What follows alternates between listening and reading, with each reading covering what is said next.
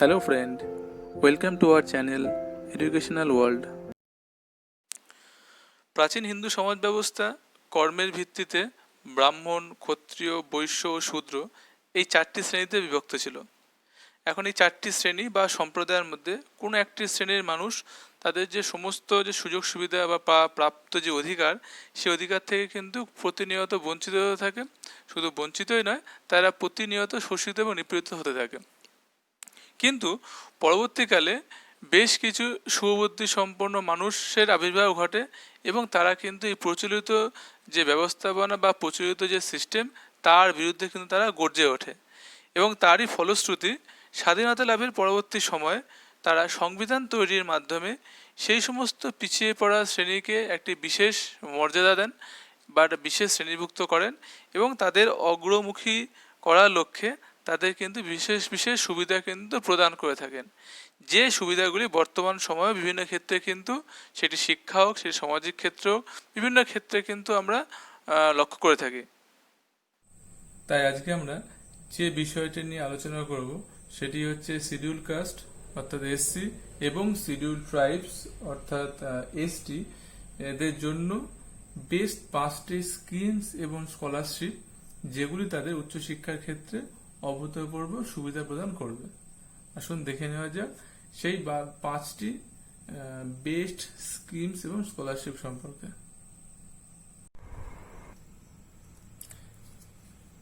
সবার প্রথমে যে স্কলারশিপ বা স্কিমটির দিকে আমরা লক্ষ্য রাখবো বা দেখব সেটি হচ্ছে national fellowship and scholarship for higher education of SC students.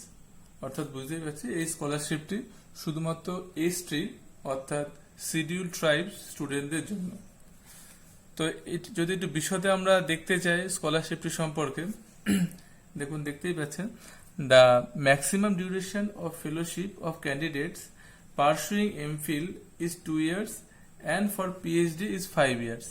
However, if a candidate pursues PhD after MPhil, the fellowship duration will be 5 years. অর্থাৎ আমরা বুঝতে পারছি এই ফেলোশিপটা পাওয়ার ডিউরেশন যে টাইমিংটা সেটা বলেই দেওয়া হচ্ছে যে এমফিলের জন্য 2 বছর এবং পিএইচডির জন্য 5 বছর। যদি কেউ এমফিলের পরে সাথে সাথে পিএইচডি করে তাহলে সেক্ষেত্রে এই ডিউরেশনটা কিন্তু 5 বছর পর্যন্ত নির্ধারিত করা হয়েছে। এবার আসুন দেখে নিই এই ফেলোশিপটি পাওয়ার ক্ষেত্রে কি কি এলিজিবিলিটি বা ক্রাইটেরিয়াগুলি দরকার। এলিজিবিলিটি ক্রাইটেরিয়ার প্রথমেই ফেলোশিপ এবং নিচে আছে স্কলারশিপ। এখন এই ফেলোশিপ এবং স্কলারশিপ সম্পর্কে ইন ডিটেলসে আমি আমার পরবর্তী ভিডিওতে জানাবো। শুধু ছোট করে এই ফেলোশিপ এবং স্কলারশিপের একটু ডিফারেন্স সম্পর্কে আপনাদের একটু জানানোর চেষ্টা করি। ফেলোশিপ এবং স্কলারশিপের যে বেসিক পার্থক্য, এটা টোটালটাই যে ফিনান্সিয়াল এড রিলেটেড এর কিন্তু বেসিক পার্থক্যটা লুকিয়ে আছে। যেমন কি fellowship is a related to financial aids awarded to student who are going to be research on a specific subject. Under fellowship, it is not mandatory that the students or scholar will receive the financial aids. Basic কথা, financial যে add awarded হয় এর সঙ্গে কিন্তু fellowship directly related. আবার এর সঙ্গে এটাও বলা হচ্ছে এই ফেলোশিপ কিন্তু এটা কিন্তু ম্যান্ডেটরি নয় যে ফেলোশিপ প্রদান করা হলেই সে মানি রিসিভ করবে বা গ্র্যান্ট যেটা দেওয়া হবে সেটা রিসিভ করবে, এটাও কিন্তু ম্যান্ডেটরি বলা নেই। স্কলারশিপের ক্ষেত্রে কি বলা হচ্ছে? স্কলারশিপের ক্ষেত্রে বলা হয় scholarship is a kind of grant given to the student for their academic achievement to encourage them to do better in academics. This money can be used different expenses like tuition fees, to getting books or doing some project work, etc. তো এটা ছিল basic পার্থক্য fellowship এবং স্কলারশিপের ক্ষেত্রে। এবার আমরা দেখতে চাইবো যে এই ন্যাশনাল ফেলোশিপটি পাওয়ার ক্ষেত্রে কোন কোন ক্রাইটেরিয়া দরকার। প্রথমে ক্রাইটেরিয়ায় বলা আছে যে স্টুডেন্ট বা ST student should have passed post graduation course, অর্থাৎ এসটি স্টুডেন্টদের হতে হবে এবং তাদের অবশ্যই পোস্ট গ্রাজুয়েশন কোর্সটি কমপ্লিট করতে হবে। The candidate must be registered for regular and full time MPhil or PhD courses in universities or college recognized by UGC. অর্থাৎ ইউজিসি দ্বারা রেকগনাইজ যে সমস্ত ইউনিভার্সিটি বা কলেজ আছে সেই কলেজে কিন্তু এমফিল বা পিএইচডিতে কিন্তু as a full time or regular মোডে কিন্তু তাকে এই ক্যান্ডিডেটকে কিন্তু রেজিস্টার হতে হবে। এবং ট্রান্সজেন্ডার যে স্টুডেন্ট আছে they are also eligible to apply, তারাও কিন্তু এই ফেলোশিপটি পাওয়ার ক্ষেত্রে তারাও আবেদন করতে পারেন। এবার আসি স্কলারশিপের ক্ষেত্রে। স্কলারশিপের ক্ষেত্রে কিন্তু কিছু বেসিক ক্রাইটেরিয়া থাকে, সেগুলো হচ্ছে কি the ST candidates who have taken admission in an institution notified or identified by the Ministry of Tribal Affairs are eligible। অর্থাৎ বুঝতেই পারছি যে ট্রাইবাল অ্যাফেয়ার্স যে প্রতিষ্ঠানটি রয়েছে বা ক্ষেত্রটি রয়েছে সেখান থেকে কিন্তু এসটির যে আইডেন্টিফিকেশন যে সার্টিফিকেট সেটা কিন্তু প্রদান করতে হবে, সেটা নিতে হবে। এটা একটা বিষয়।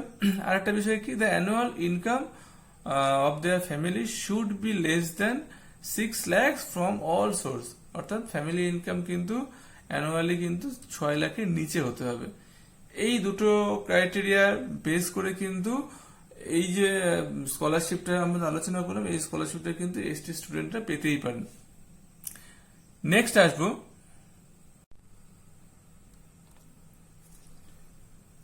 দু নম্বর, প্রি ম্যাট্রিক এসটি স্কলারশিপ। বুঝতেই পারছি এটাও এসটি অর্থাৎ শিডিউল ট্রাইব স্টুডেন্টদের জন্য এই স্কলারশিপটি অ্যাপ্লিকেবল। একটু ডিটেলসে দেখি। Pre-matric ST scholarship will help pre-matric students of class 9 and 10 in progressing to their post-matric stage of education and excel in their overall studies। অর্থাৎ বলাই হচ্ছে যে এটি শুধুমাত্র এসটি একটি স্কলারশিপ যেটি 9-10 এর স্টুডেন্টদের পরবর্তী পর্যায়ে যে কোনো স্টাডির ক্ষেত্রে কিন্তু এটি তাদের প্রোগ্রেসিং এ মানে তাদের একাডেমিক প্রোগ্রেসিং এর ক্ষেত্রে কিন্তু এই স্কলারশিপটি কিন্তু তাদের খুব সুবিধা প্রদান করবে। বেশ কিছু এলিজিবিলিটি ক্রাইটেরিয়া এক্ষেত্রে নির্ধারণ করা হয়েছে, যেমন বলছে কি the student should belong to ST category. একদম তাই, এটা খুব পরিষ্কার যে এটা কিন্তু শুধুমাত্র এসটি ক্যাটাগরি যারা স্টুডেন্ট তাদের জন্যই অ্যাপ্লিকেবল। তারপরে বলছে the annual family income should not exceed 2 lakhs পার অ্যানাম। অর্থাৎ ফ্যামিলি যে ইনকাম আছে সেটা কিন্তু বছরে 2 লাখের উপরে অতিক্রম করবে না, এটা কিন্তু থাকতে হবে। অর্থাৎ যে সমস্ত স্টুডেন্টদের ফ্যামিলিতে 2 লাখ টাকার মধ্যে ফ্যামিলি ইনকাম বছরে, সেই সমস্ত এসটি ক্যাটাগরি স্টুডেন্টরা কিন্তু এই স্কলারশিপটি পাওয়ার জন্য আবেদন করতেই পারেন।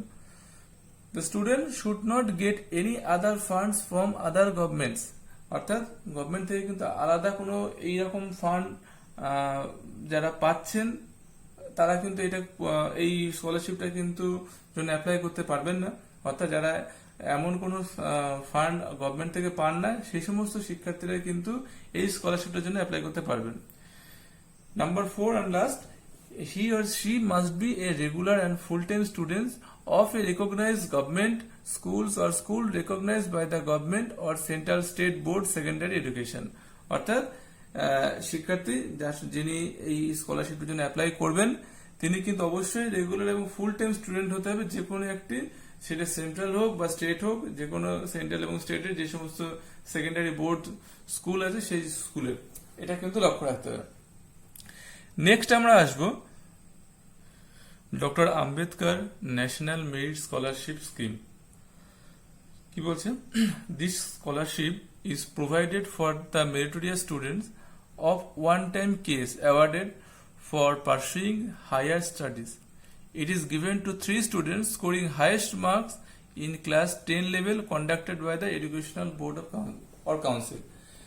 বলছে এই স্কলারশিপ কাদেরকে দেওয়া হবে? শুধুমাত্র মেরিটোরিয়াস স্টুডেন্টসকে, এবং কি একবার যে সমস্ত স্টুডেন্টরা বোর্ডের পরীক্ষায় টপ করবে অর্থাৎ প্রথম, ফার্স্ট, সেকেন্ড, থার্ড হবে তারাই কিন্তু এই স্কলারশিপটি পাওয়ার ক্ষেত্রে যোগ্য। আরো বেশ কিছু ক্রাইটেরিয়া আছে, সেগুলি হচ্ছে যেমন student should belong to SC অর্থাৎ শিডিউল কাস্ট অ্যান্ড এসটি অর্থাৎ শিডিউল ট্রাইবস ক্যাটাগরি। অর্থাৎ যে শিক্ষার্থীরা এই ফার্স্ট, সেকেন্ড, থার্ডের মধ্যে হবে তাদের কিন্তু অবশ্যই এই স্কলারশিপটি পাওয়ার ক্ষেত্রে এসসি এবং এসটি হতে হবে। যদি এসসি এসটি না হয় তাহলে কিন্তু টপ করলেও সেই স্কলারশিপটা পাওয়ার ক্ষেত্রে তারা যোগ্য হবে না। একমাত্র এসটি এবং এসসিদের জন্যই কিন্তু এই স্কলারশিপটি, যদি তারা টপ করেন।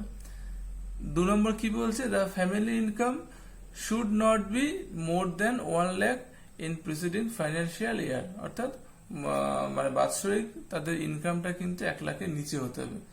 এই দুটি ক্রাইটেরিয়া যদি ঠিকঠাক ফুলফিল করতে পারে তবে কিন্তু এই doctor Ambedkar national merit scholarship স্কিমটি পাওয়ার ক্ষেত্রে তারা কিন্তু যোগ্য। নেক্সট আমরা আসবো এনটিপিসি স্কলারশিপ স্কিম, অর্থাৎ national thermal power corporation limited scholarship scheme. একটু ডিটেলসে দেখি। এই NTPC scholarship scheme is offering a merit scholarship scheme for schedule caste, schedule tribes, physically challenged student pursuing the full-time diploma courses in engineering in college and institution। অর্থাৎ যে diploma যে কোর্সগুলি আছে বিভিন্ন সরকারি কলেজগুলিতে, তার যে ইঞ্জিনিয়ারিং এর ডিপ্লোমা কোর্স সেটি ফুল টাইম মোডে অবশ্যই সেই স্টুডেন্টদের জন্য কিন্তু এই এনটিপিসি স্কলারশিপটি আছে। এর জন্য অবশ্যই তারা কিন্তু শিডিউল কাস্ট, শিডিউল ট্রাইবস এর মধ্যে হতে হচ্ছে। এছাড়াও বেশ কিছু ক্রাইটেরিয়া আমরা দেখতে পাচ্ছি, যেমন হচ্ছে প্রথমেই বলছে যে একটু আগে আমরা যেটা বললাম একই কথা, যে aspirant should be from SC, ST and pH category, অর্থাৎ যারা এই স্কলারশিপটি পাওয়ার জন্য আবেদন করবেন তাদেরকে অবশ্যই এসসি, এসটি অথবা ফিজিক্যালি চ্যালেঞ্জ ক্যাটাগরি হতে হবে। 2 নম্বর, family income should less than 1 lakh, মানে পরিবারের কিন্তু বাৎসরিক আয় 1 লাখের নিচে হতে হবে। Need income certificate from proper authorities, এই ইনকাম সার্টিফিকেটটা কিন্তু প্রপার অথরিটি, সেটি পঞ্চায়েতের ক্ষেত্রে পঞ্চায়েত, পৌরসভার ক্ষেত্রে পৌরসভা, ব্লক লেভেলের থেকে কাউন্সিল অফিসার, অর্থাৎ ইনকাম সার্টিফিকেট কিন্তু প্রপার অথরিটির কাছ থেকে দরকার এই স্কলারশিপটি পাওয়ার ক্ষেত্রে। Students availing A scholarship, financial assistance, stipend from any other institution need not apply, যে সমস্ত শিক্ষার্থীরা অন্যান্য স্কলারশিপ বা ফাইন্যান্সিয়াল অ্যাসিস্ট্যান্ট বিভিন্ন জায়গা থেকে পেয়ে থাকেন তারা কিন্তু এই স্কলারশিপ মানে তাদের কিন্তু করা দরকার নেই, কারণ তাদের ক্ষেত্রে এই স্কলারশিপটি নয়।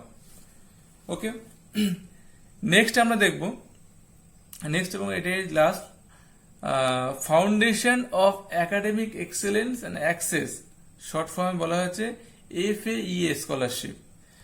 এই FAEA স্কলারশিপ অর্থাৎ FAEA স্কলারশিপ কি বলছে, যে FAA invites the application of FAEA scholarship 2020-21 from class 12 passed or first year undergraduate student in arts, commerce, science, engineering and other technical and professional discipline at any university, institution, college in India। বুঝতেই পারছে এই স্কলারশিপটি পাওয়ার জন্য কলা, বিজ্ঞান, বাণিজ্য, engineering যে কোনো শাখার, সে টেকনিক্যাল হোক, প্রফেশনাল কোর্স হোক, যে কোনো শাখার শিক্ষার্থীরা কিন্তু অবশ্যই 12 পাস হতে হবে, তারা কিন্তু আবেদন করতে পারবে।